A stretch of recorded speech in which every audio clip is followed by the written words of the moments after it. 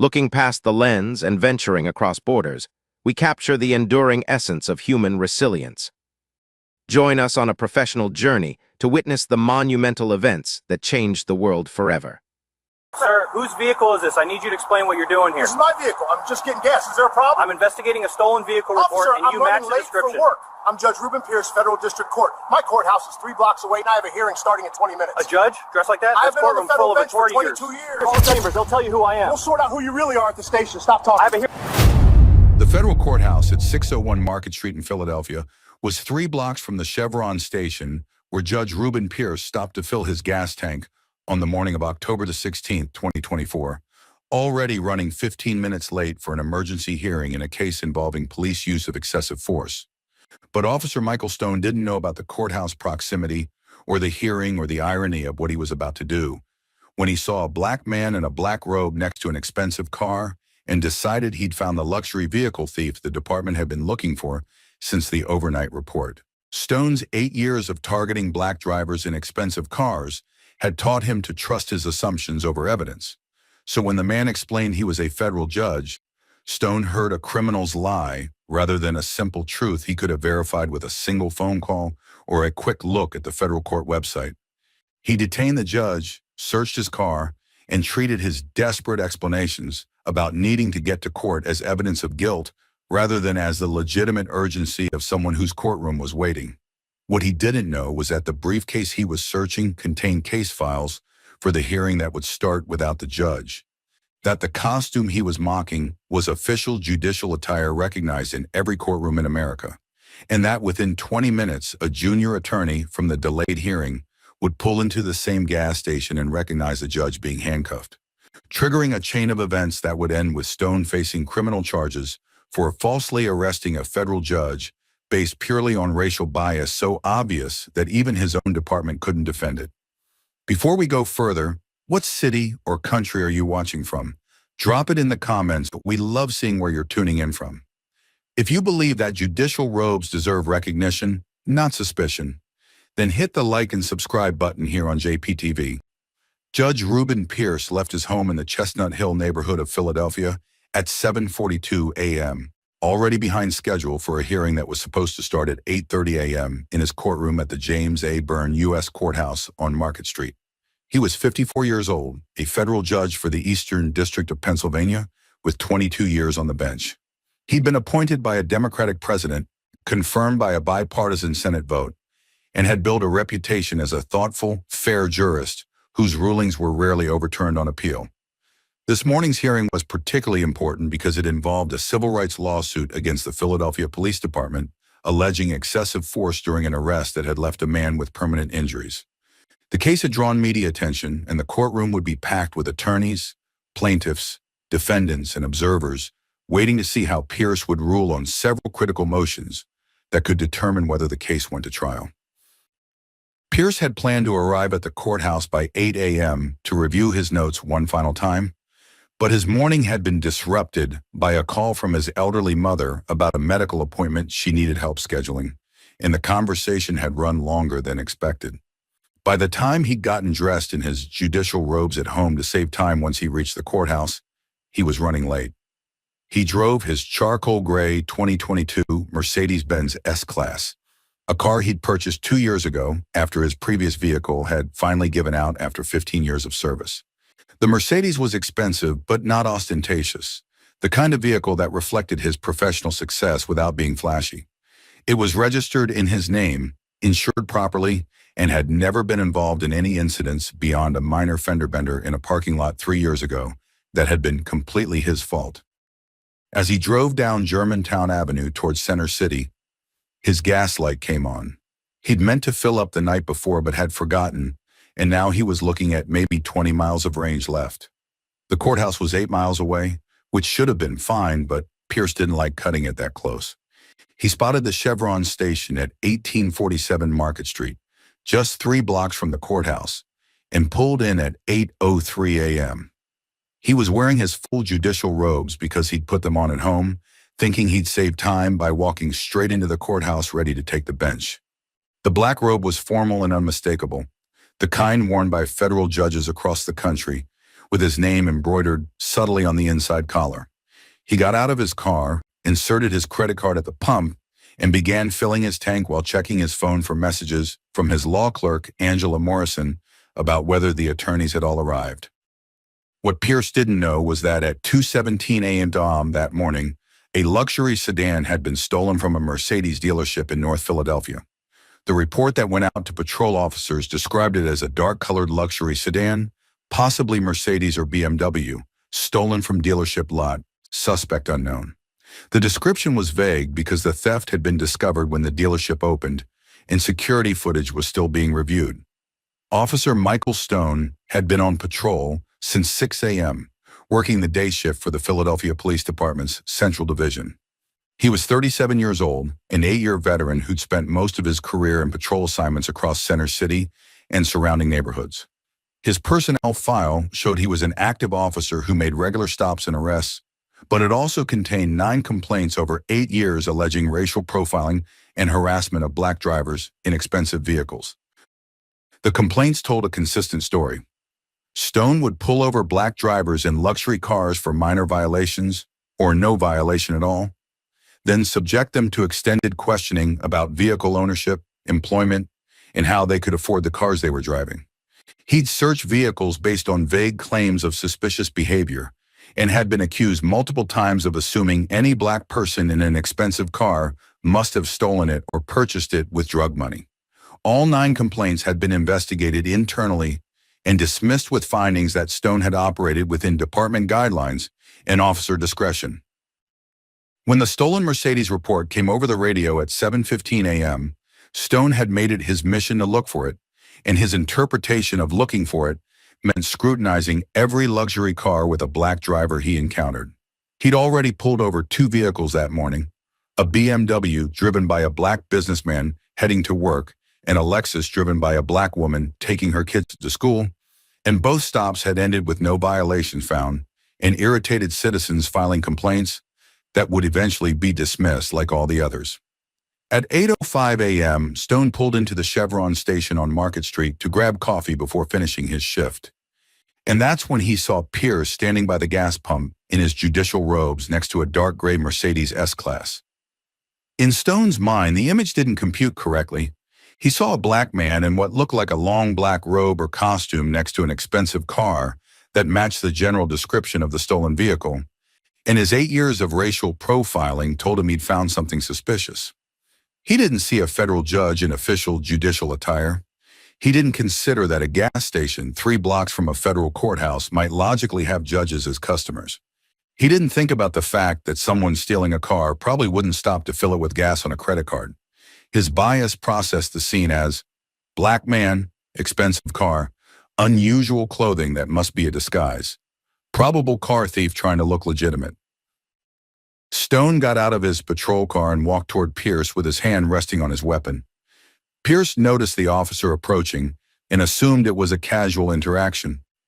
Maybe the officer recognizing him from court or just being friendly.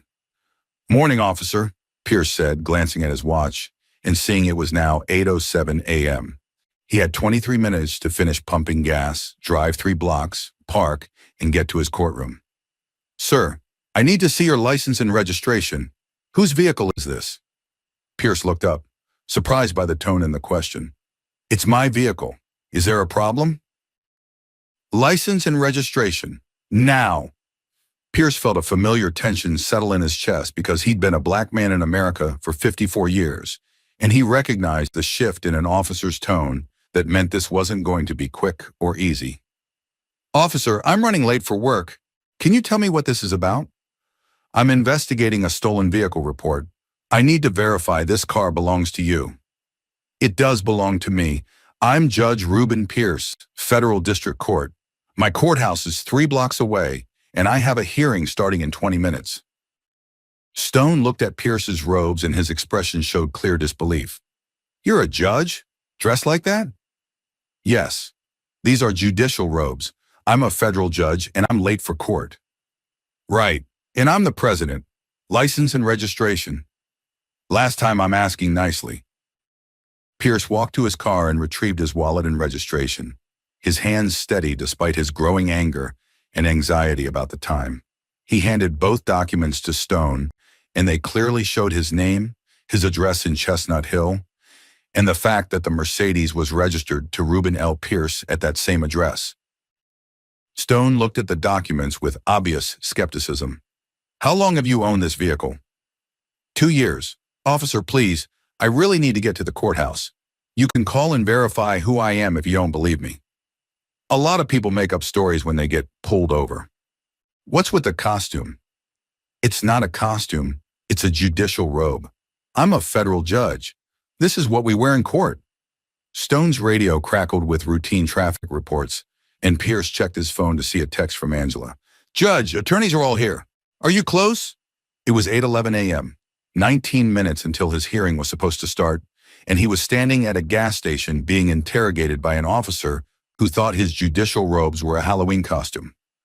"I'm going to need you to step away from the vehicle while I verify this information," Stone said, already convinced he'd found something criminal and determined to investigate until he proved it. And Judge Reuben Pierce, who'd spent 22 years presiding over cases in a federal courtroom just 3 blocks away, who'd sentenced criminals and protected constitutional rights, and earned the respect of attorneys across the Eastern District, realized with sinking certainty that his judicial authority meant nothing to an officer who'd already decided a black man in robes next to a Mercedes must be a car thief in a costume. Stone walked back to his patrol car with Pierce's license and registration, and Pierce stood by the gas pump watching the clock on his phone tick from 8:12 to 8:15 to 8:18. His courtroom was 3 blocks away, and his hearing was supposed to start in 12 minutes.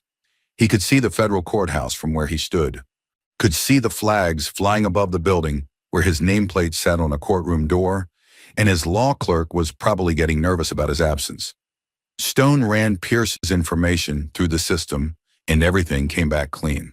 Valid driver's license, no warrants, no violations, vehicle registered to the name on the license. The Mercedes VIN didn't match any stolen vehicle reports. Everything was legitimate and legal, exactly as Pierce had said. But Stone had spent 8 years trusting his bias over evidence, and he wasn't going to let clean records change his mind about what he thought he'd found. He got out of his car and walked back to Pierce at 8:21, 9 minutes before the hearing was supposed to start. "Sir, I need to search your vehicle." Pierce felt his composure starting to crack. "On what basis? You've run my information. Everything came back clean. I've told you I'm a federal judge and I'm late for court. Please, just let me go." "Your story doesn't add up. Nobody dresses like that to go to work. I think you stole this car and you're wearing a costume to try to fool people." "This isn't a costume. I'm a federal judge. Call the courthouse and verify. The number is public information. Just call and ask for Judge Pierce's chambers." Stone's face hardened because he didn't like being told what to do, especially by someone he'd already decided was lying. "Step away from the vehicle. I'm conducting a search." "I do not consent to a search. You have no probable cause. Your suspicious behavior and refusal to cooperate give me all the probable cause I need." Pierce's phone buzzed with another text from Angela. "Judge, it's 8:22. Should I tell the attorneys you're delayed?" He tried to answer, but Stone grabbed his phone. "Don't touch your phone during a police interaction." "That's my law clerk asking where I am. I have a courtroom full of people waiting for me." Stone ignored him and opened the back door of the Mercedes, starting to search through the interior. He found Pierce's briefcase on the back seat and pulled it out, opening it on the trunk of the car. Inside were case files, legal briefs, court documents, and a laptop. Stone flipped through the papers like he was looking for drugs or stolen property, instead of recognizing them as exactly what a judge would carry. A gas station customer named David Santos was filling up his truck 2 pumps over and watching the interaction with growing concern. He pulled out his phone and started recording because what he was seeing looked wrong. A man in what was clearly formal robes being treated like a criminal at a gas station across the street from the federal courthouse. At 8:27, 3 minutes before the hearing was supposed to start, Stone called for backup. "I need another unit at the Chevron on Market Street. I've got a suspicious person who claims to be a judge, but I think he's involved in that stolen Mercedes from this morning. Pierce couldn't believe what he was hearing. The VIN doesn't match. You ran my registration. Everything is legal. What more do you need? I need to verify that you didn't forge these documents and steal this identity along with the car. Inside the federal courthouse 3 blocks away, Angela Morrison stood outside Judge Pierce's courtroom with a packed gallery of attorneys, plaintiffs, and defendants all waiting for the hearing to start. She tried calling the judge 5 times, and he wasn't answering. She approached the senior attorney for the plaintiffs and explained that the judge was delayed for unknown reasons. The attorney, Rebecca Chen, was confused because Judge Pierce was known for being punctual and professional. Should we contact court security? This isn't like him. A second police car pulled up to the gas station at 8:31, and now Pierce was surrounded by 2 officers while a third searched his car. Stone was going through his judicial robes looking for hidden pockets or contraband, treating formal judicial attire like it might contain drugs or weapons. I'm calling my chambers right now and having my clerk contact your supervisor, Pierce said, reaching for his phone again. Stone stepped forward and grabbed Pierce's wrist. I told you not to touch your phone. Put your hands behind your back. You're arresting me? For what? For obstruction and suspicious vehicle operation. We'll sort out who you really are at the station. Pierce felt handcuffs close around his wrists, cold metal against the sleeves of his judicial robes, and the absolute wrongness of the situation hit him fully. He was a federal judge being arrested at a gas station for the crime of being black in an expensive car while wearing the official attire of his profession. David Santos captured everything on his phone, the handcuffs going on, Pierce in his judicial robes standing beside his Mercedes, the officers treating him like a criminal. He kept recording because he knew this was something people would need to see to believe. At 8:34, Rebecca Chen decided she couldn't wait any longer for the judge. She told Angela she was going to grab coffee before the hearing eventually started and walked out of the courthouse toward the Chevron station on Market Street, where she always stopped for her morning coffee. She pulled into the gas station at 8:37 and saw police cars with lights flashing, officers surrounding someone, and a crowd of customers watching. She was about to drive past when she saw the man in handcuffs turn slightly, and she recognized his profile immediately. It was Judge Pierce, her judge, the federal judge whose courtroom was waiting for him 3 blocks away, in handcuffs at a gas station, surrounded by police who apparently had no idea they'd just arrested a member of the federal judiciary. Rebecca parked her car and got out, her phone already in her hand to document what she was seeing, and walked toward the officers who just made a mistake so catastrophic it would end careers and become a case study in how racial profiling can blind people to reality, even when that reality is wearing judicial robes. Rebecca Chen walked directly to the officers with her phone recording and her voice sharp with authority. I'm attorney Rebecca Chen, and I need you to uncuff Judge Pierce immediately. That's a federal judge you have in handcuffs. Stone turned to her with irritation. Ma'am, step back. This doesn't concern you. It absolutely concerns me. I have a hearing scheduled in his courtroom right now at 8:30. That's Judge Reuben Pierce of the U.S. District Court, and you're making him miss a federal court proceeding. Stone looked at Pierce, then at Rebecca, his confidence starting to waver. She's lying too. They're working together. Rebecca pulled up the federal court website on her phone and turned it toward Stone. The screen showed Judge Pierce's official biography page with his photo, his credentials, his appointment date. The man in the photograph was identical to the man standing in handcuffs wearing judicial robes.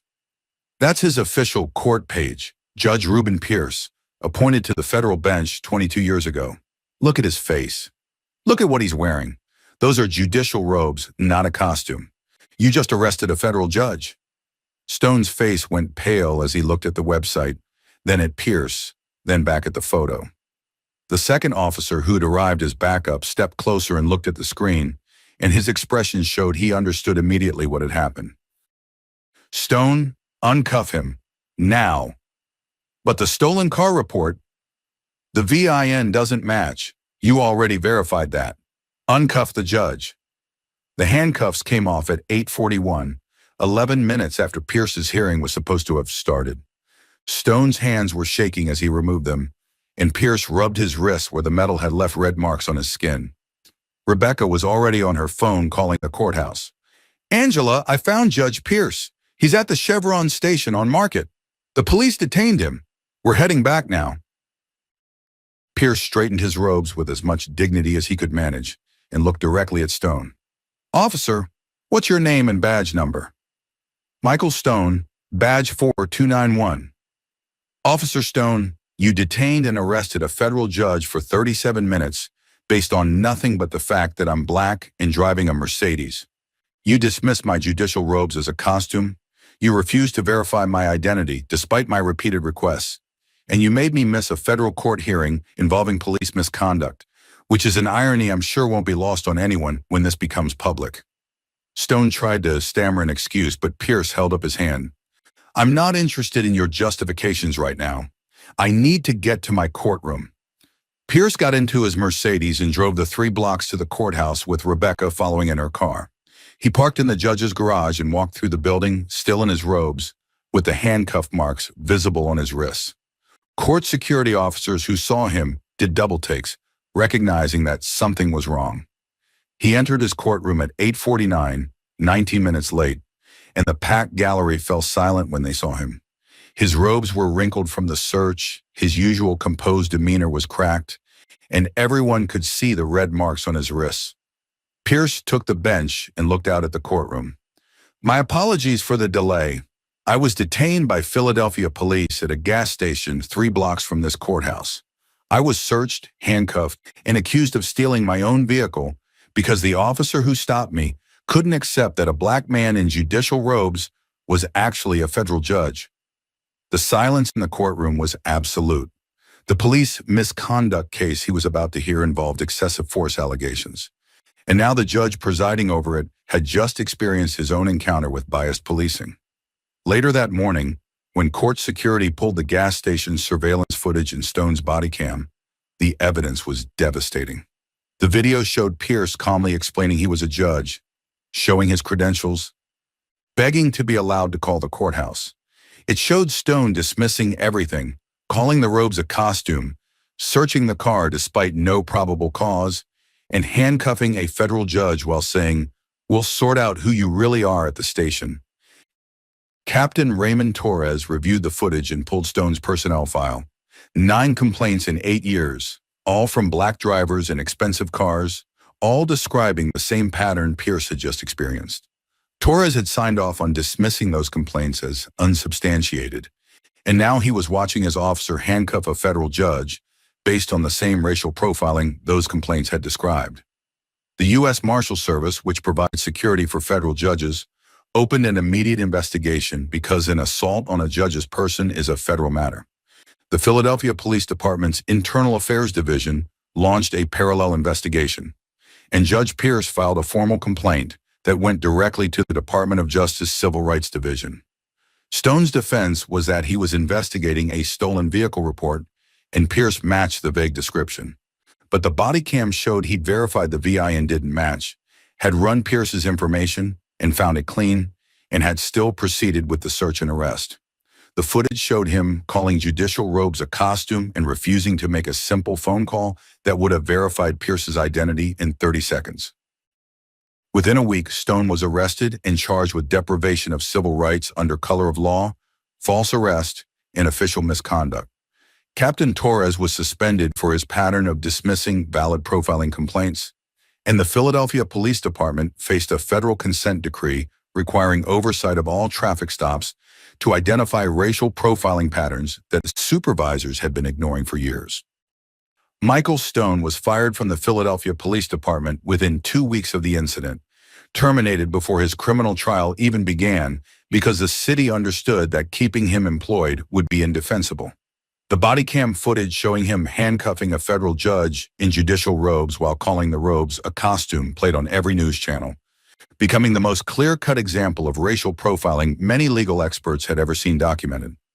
The criminal trial was brief because Stone's defense attorney had no viable strategy when the evidence included video of him dismissing a federal judge's identity, refusing to verify it despite repeated requests, and arresting him based purely on the combination of his race and his car. The jury convicted Stone of deprivation of civil rights and false arrest after deliberating for less than 3 hours. He was sentenced to 2 years in federal prison with permanent loss of his law enforcement certification. The civil lawsuit Judge Pierce filed resulted in a $4.6 million settlement from the city of Philadelphia, one of the largest ever paid for a wrongful detention. But Pierce made clear the lawsuit wasn't about the money. It was about accountability and exposing a pattern the department had been ignoring for years. Captain Raymond Torres was demoted and eventually forced into early retirement when the investigation revealed he dismissed 9 complaints against Stone over 8 years, all describing the same racial profiling Pierce had experienced. The pattern was documented, flagged multiple times by complainants, and Torres had signed off on every dismissal, claiming the stops were within policy guidelines. The Department of Justice investigation expanded beyond just Stone and Torres, examining Philadelphia PD's entire traffic stop data. The analysis revealed systemic racial disparities in who got stopped, how long stops lasted, and who got searched. The consent decree that followed required comprehensive reforms, mandatory data collection on all stops, automatic review of officers showing statistical bias, civilian oversight of profiling complaints, and termination of supervisors who dismiss valid complaints without proper investigation. But the legal victories and policy changes didn't erase what happened. Judge Pierce returned to the bench and continued presiding over cases, but the experience changed him in ways settlements couldn't fix. He developed anxiety about routine activities like getting gas or driving, wondering if another officer would see his race before his profession. The handcuff marks on his wrists faded within days, but the memory of standing at a gas station in his judicial robes being treated like a car thief stayed with him. The police misconduct case he'd been rushing to hear that morning took on new meaning. He understood on a visceral level what the plaintiffs described when they talked about being profiled and detained despite doing nothing wrong. His rulings in civil rights cases became informed by firsthand experience with how bias can override evidence and common sense. The case became a landmark taught in law schools and police academies. The image of a federal judge in robes being handcuffed at a gas station became a symbol of how racial profiling can be so ingrained that even obvious indicators of legitimacy, judicial robes, credentials, proximity to a courthouse, get dismissed when an officer has decided a black person doesn't belong in an expensive car. Rebecca Chen, the attorney who'd recognized Pierce and documented his release, became a key witness in multiple investigations. Her decision to stop for coffee and her immediate recognition of her judge potentially saved Pierce from being taken to a police station and processed before anyone realized the magnitude of the mistake. 3 years later, Pierce still served on the federal bench with distinction, using his platform to push for criminal justice reform and speaking at conferences about his experience. The settlement money funded legal aid organizations, helping people who'd experienced similar profiling but didn't have his resources or platform to fight back. Stone served 18 months in prison and was released to a life where he'd never work in law enforcement again. Torres lost his pension benefits and his reputation. The Philadelphia Police Department implemented real reforms that created accountability for officers who showed patterns of racial bias. But on mornings when Pierce stopped for gas on his way to the courthouse, he still felt a flutter of anxiety when he saw patrol cars. He still carried multiple forms of identification beyond what any person should need. He still second-guessed wearing his judicial robes outside the courthouse, knowing they'd been dismissed as a costume by an officer who couldn't see past his skin color. The accountability was unprecedented and the reforms were comprehensive. Stone went to prison, policies changed, and the case became a teaching moment about the consequences of racial profiling. But Pierce carried the knowledge that his 22 years on the federal bench, his judicial robes, and his proximity to the courthouse where he worked meant nothing to an officer whose bias was stronger than evidence. He'd won every legal battle and achieved systemic change that protected others from similar treatment. But the cost was personal and lasting. The experience of being handcuffed at a gas station 3 blocks from his own courtroom, of having his profession dismissed as a lie and his judicial attire mocked as costume, of learning that even a federal judgeship couldn't shield him from being seen as a threat first and a person second, judicial robes reduced to a costume, a federal judge handcuffed at a gas station, Racial bias so deep it couldn't recognize authority standing right in front of it. Share this if you believe credentials should matter more than skin color. Subscribe to JPTV for stories where justice was served, but the scars remain. Drop a comment.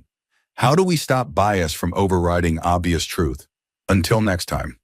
Physical evidence and forgotten records do not simply exist in a vacuum. They vividly recount the stories of those who came before us. Finding the objective truth within them is our highest professional duty. Thank you for standing beside us as we carefully unravel these mysteries.